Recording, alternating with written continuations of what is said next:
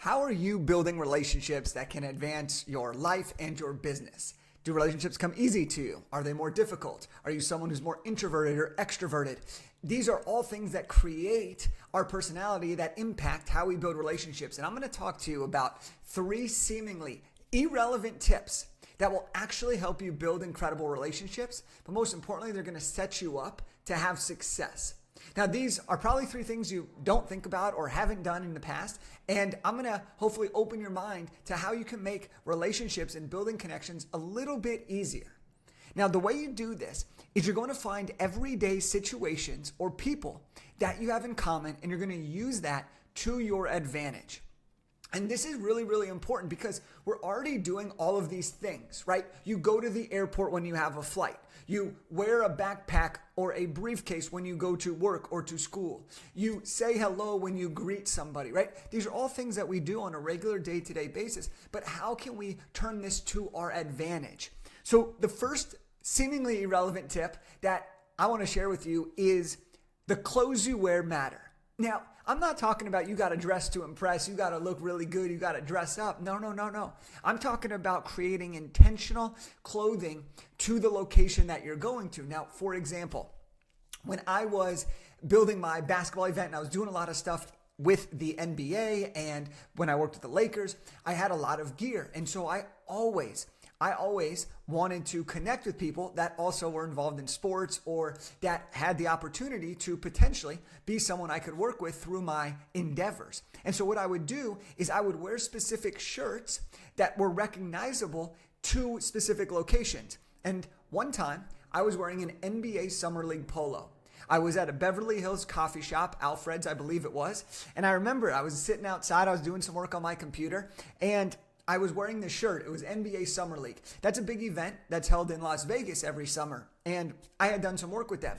And so I wore this shirt knowing that maybe someone who recognized that would talk about it. Because if you've been to NBA Summer League, it's a great experience.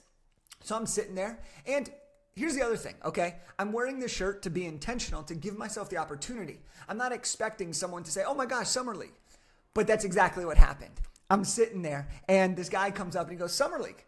I'm like, you know about Summer League? He goes, yeah, I love Summer League. I was just out there. And I was like, oh, tell me a little bit about it. And we started chatting, and one thing led to the next. And this person ended up becoming a mentor of mine. This person ended up introducing me to another good friend. The 3 of us ended up getting together, and we had dinners, and we got to know each other really well. And it was just an unbelievable way of like, wow, I wore a shirt that had specific to a very niche group of people.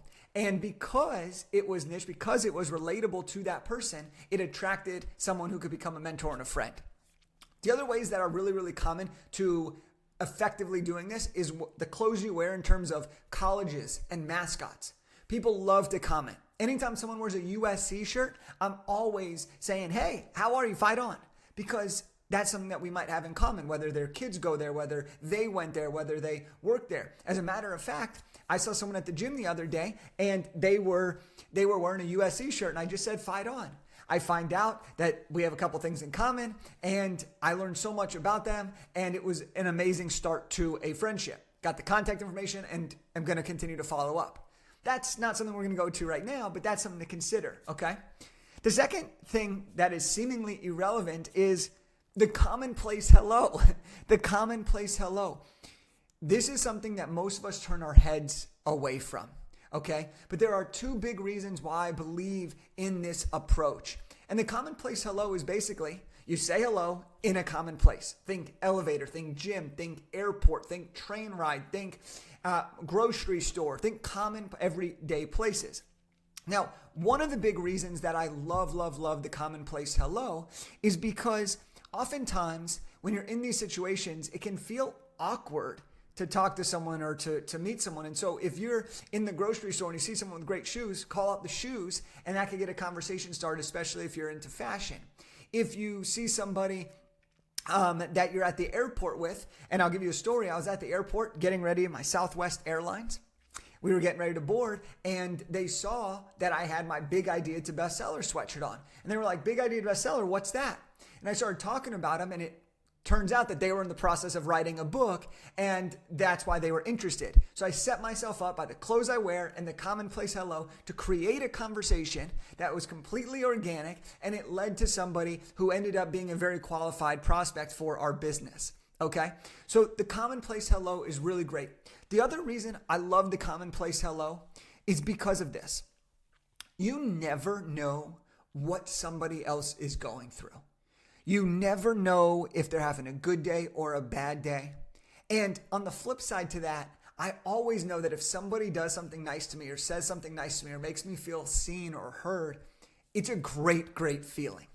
So the commonplace hello can be something that even if it feels a little awkward or it doesn't lead to anything, well, it could be the difference in somebody's day. If someone's having a bad day and you say, hey, I love your shoes.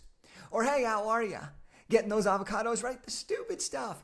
But sometimes it can just put a smile on somebody's face, and that can make the difference in their day.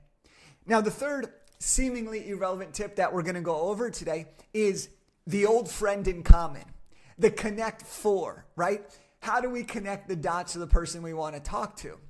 Now, what's really fascinating about this is sometimes this is completely organic, okay? You and someone will catch up again, and you'll be like, oh, I'm working on this. And they're like, I'm working on this. Oh my gosh, I got to introduce you to this person. The old friend in common often has somebody new for you to connect with. Let me give you a couple examples. When I wrote my first book, before I even wrote my first book, I was looking for someone who did books and speaking. I was contemplating what I was going to do, and I was doing blog posts at the time, and I only knew one person who had a book and who spoke, and it was a friend's dad. So this kid that I had grown up with that I hadn't chatted with in years, I reached out to him like, hey man, I think your dad does this stuff. Any chance you'd be open to connecting us? And he was like, of course. We had grown up together. And so it was a really cool, transcending moment from childhood to adulthood. And that person ended up becoming a mentor. He's the reason why I ended up writing my first book. He's one of the testimonials on the back cover of my first book. And he became a mentor that helped me start my speaking career once my first book was launched. So that was amazing, the old friend in common. Another situation, I go on a trip to Israel. I go on a trip to Israel on my birthright trip, and I'm with a bunch of USC people. And on that trip, I get to know a handful of people really, really well. And one of them happens to be a good friend of mine now. And here are two really cool things, the old friend in common. Well, she hears about what I'm doing and what I'm building. And so she's like, oh my gosh, my dad did this, this, and this. You should connect with him. I connect with her dad. Her dad's a mentor. He sent some referrals. And now we have this amazing connection. And that same friend, as our paths have gone in so many different ways, she started here, I started here, we've gone in so many different ways. Well, now what she does and what I do, there was finally an intersect, and I was able to, I'm going to keep names out of this, but I was able to connect with her, and she was able to introduce me to someone that she works with, and we were able to do a billboard for a mega superstar in Times Square, New York, because of that relationship, the old friend in common. The point of all this is you never know what's going to happen, so you've got to give yourself the chance. Put yourself out there. Give yourself a shot. Life's fun. Life's enjoyable. As much as most people say they don't really like people, everybody likes to feel good by other people saying something, right? I've never met someone who's like, that compliment, I didn't like it. You were too nice to me. No. Sure, it might be a little weird at first, but overall, people want to be seen, they want to be loved, they want to be heard, they want to be valued, they want to be understood. And so these are three seemingly irrelevant tips that will help you actually build great relationships and set yourself up for success, okay? And here they are again, the clothes you wear matter, the commonplace hello, and the old friend in common. If you can remember these things, you can turn everyday situations into massive opportunities to build great networks.